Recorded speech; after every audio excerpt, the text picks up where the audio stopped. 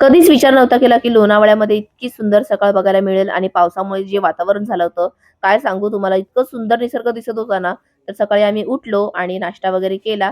एकीकडे मम्मी जेवणाची तयारी करत होती. तिने दुपारच्या जेवणासाठी सुक्कं चिकन आणि बिर्याणी बनवली होती आणि आम्ही एकीकडे तयारी करत होतो. सो आम्ही तयार वगैरे झालो सगळे आणि निघत होतो मंदिरासाठी.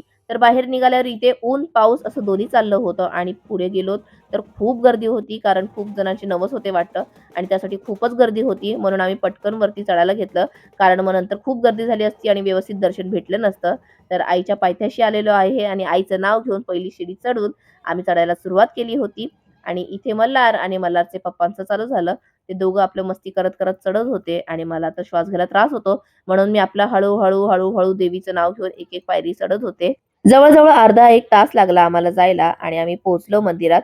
मंदिरात पोहोचताच इतकी गर्दी होती आणि त्यांनी रेड अलर्ट पण सांगितलं होतं पावसामुळे, तर आम्ही पटकन दर्शनाला रांगेत थांबलो आणि जवळ-जवळ 1-1.5 तासात आमचं दर्शन झालं आणि दर्शन खूप छान झालं होतं आणि पावसामुळे तुम्ही बघा झरे वाहत होते. तर आम्ही दर्शन घेतलं आणि आम्हाला तिथेच थांबायला लागलं कारण खूप पाऊस होता.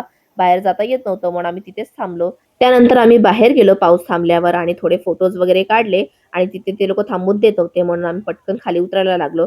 आणि खाली उतरताना हा ना व्ह्यू मी शूट केला. मला ना एकदम स्वर्गच दिसत होता जणू तो. इतकं सुंदर वाटत होतं, इतके ढग उतरले होते ना खाली. वन डेचीच ट्रिप होती आमची, पण खरंच खूप मजा आली. तर पुन्हा भेटूया. तोपर्यंत बाय.